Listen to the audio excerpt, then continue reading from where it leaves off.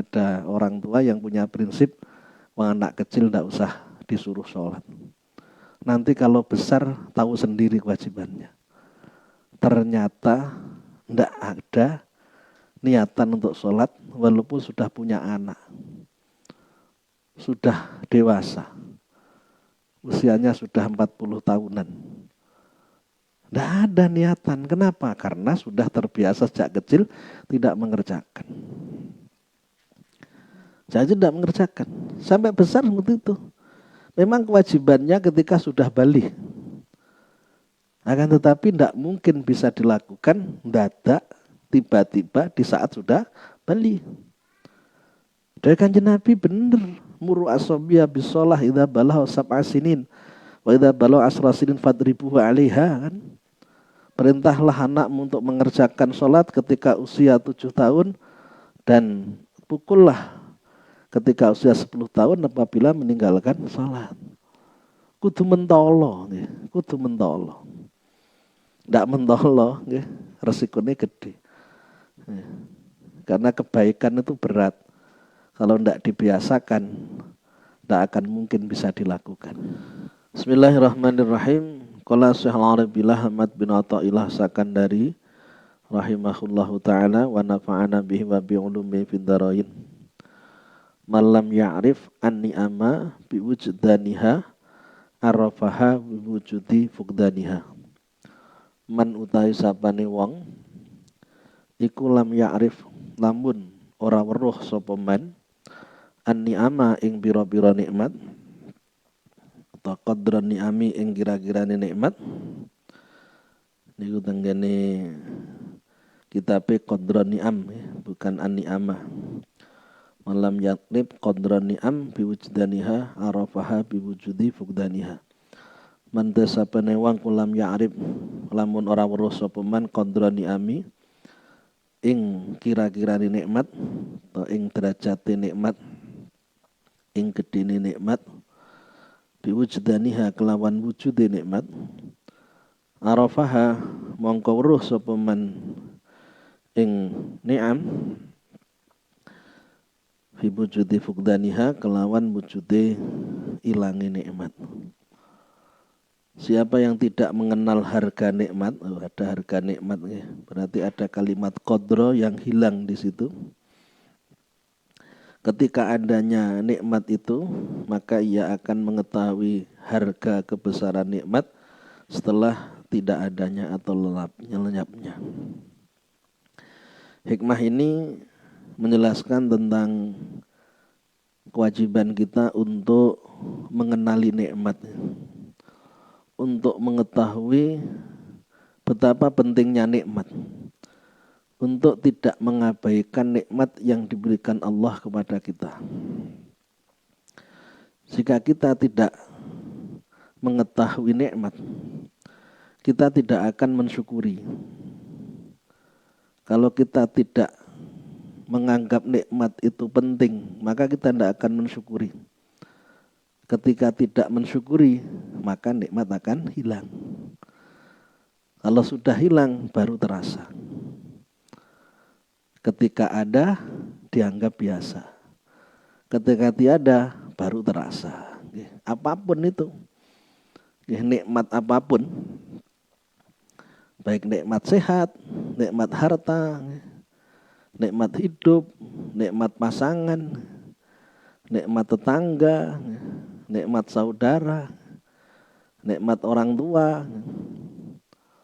Maka ada ungkapan al-walad al-aku al-musir ala takbihi innama ya'rifu qadral ab yamma wafati abihi. Seorang anak yang durhaka kepada orang tuanya sampai matinya belum memperbaiki diri, belum mau berubah, maka dia akan merasa kehilangan orang tuanya ketika orang tuanya sudah tiada. Kalau orang tuanya tiada baru kroso. Tiba wong tuaku wis mati. Ketika ada bengkerengan, tukaran, berantem terus, ndak tahu rukun hubungannya tidak baik, terjadi gesekan, ada permasalahan yang tidak ada penyelesaiannya sampai mati, yang pada akhirnya dia akan merasa kehilangan ketika orang tuanya sudah meninggal dunia. Sama dengan pasangan, ketika ada setiap hari bertengkar, setelah diputuskan untuk bercerai baru terasa tiba isik tresno bojo sing dhisik sing keri ra padha. Atau ketika masih hidup tidak pernah menjalin hubungan baik, setelah mati baru kehilangan yang sesungguhnya. Makanya kewajiban kita apa? Mengingat adanya nikmat yang diberikan Allah kepada kita. Harus kita sadari bahwa Allah Subhanahu wa ta'ala ini zat yang maha pengasih, maha penyayang. Benar-benar Allah itu ada, dan Allah itu yang berkontribusi dalam setiap kehidupan kita, yang mengatur hidup kita, yang ngasih sehat kita Allah, ngasih rizki kita Allah, ngasih hidup kita Allah, yang membuat kita beriman Allah, yang membuat kita taat Allah. Itu semua pemberian dari Allah, nikmat-nikmat yang diberikan Allah yang harus kita syukuri. Sekalipun hal yang buruk, kalau kita memahami tujuan Allah, kita tidak akan marah. Makanya ilmu itu penting. Saya seringkali mencontohkan anak kecil ketika dimarahi orang tuanya, bahkan bisa jadi dihukum orang tuanya, karena kesalahannya si anak itu pasti menganggap orang tuanya tidak sayang, karena belum tahu tujuan orang tua. Tapi ketika sudah dewasa, baru menyadari ketika dulu waktu kecil dihukum, akhirnya tidak berani berbuat salah lagi. Jadinya dia orang yang taat, orang yang baik akhirnya.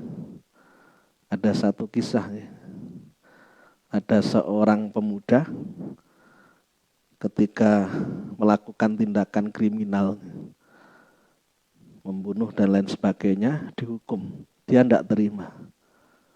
Kenapa saya sendiri yang dihukum? Padahal kejahatan saya ini bukan saya saja melakukan, ibu saya itu ikut melakukan. Kenapa kok ikut melakukan ibu kamu? Karena waktu saya kecil, saya nakal, saya ngambil mainannya tetangga, saya bawa pulang, ibu membela saya. Saya dilindungi oleh ibu saya. Dibela mati-matian kalau saya tidak mencuri. Padahal ibu saya tahu kalau saya mencuri. Akhirnya terjadilah kebiasaan seperti itu, dan pada akhirnya ditangkap polisi, masuk penjara. Dia tidak terima kalau dia yang dipenjara. Seharusnya ibu saya ikut dipenjara. Saya berbuat seperti ini ya karena ibu saya membiarkan saya waktu kecil.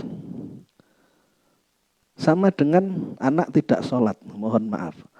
Ada peran serta orang tua, sehingga menyebabkan anak itu tidak mau sholat.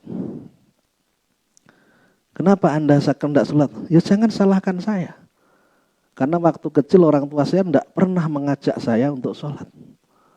Tidak pernah menyuruh saya sholat. Waktu saya tidur tidak dibangunin. Dia alasannya kasihan anak kecil masih ngantuk. Sekarang saya tidak sholat. Yang salah siapa? Jangan salahkan saya. Salahkan orang tua saya. Karena ini semua karena orang tua yang biarkan saya. Nanti di akhirat pun terjadilah yang semacam itu.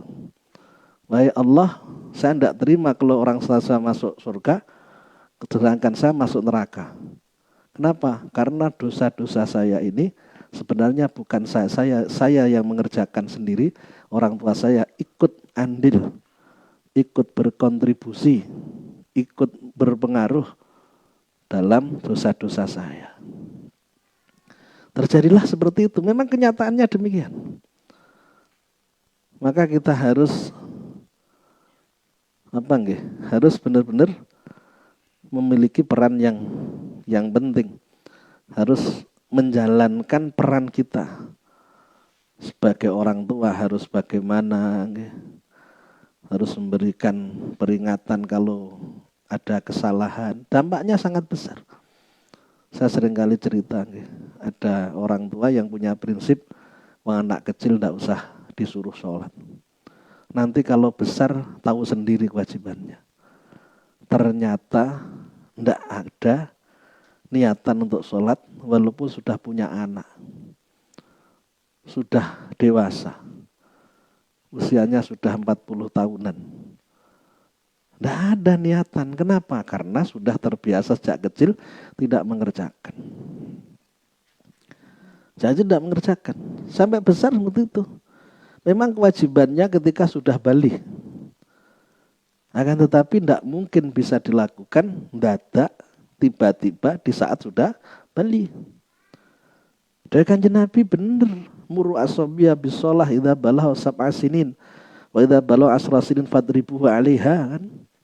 Perintahlah anakmu untuk mengerjakan sholat ketika usia 7 tahun dan pukullah ketika usia 10 tahun apabila meninggalkan sholat. Kudu mentolo, kudu mentolo. Tidak mentolo, resikonya gede. Karena kebaikan itu berat. Kalau tidak dibiasakan, tidak akan mungkin bisa dilakukan. Terjadi semacam itu. Jadi bagi anak ketika orang tua memberikan hukuman atas kesalahan, dianggap anak tidak sayang sama orang tua, tidak sayang kepada anaknya. Kan seperti itu. Sebenarnya itu adalah bentuk kasih sayang orang tua kepada anak. Demikian pula Allah kepada hambanya. Walaupun buruk yang diberikan Allah, itulah kasih sayang Allah. Idza ahabballahu 'abdan ibtalahu. Ketika Allah cinta kepada hambanya, maka hamba itu dikasih ujian oleh Allah.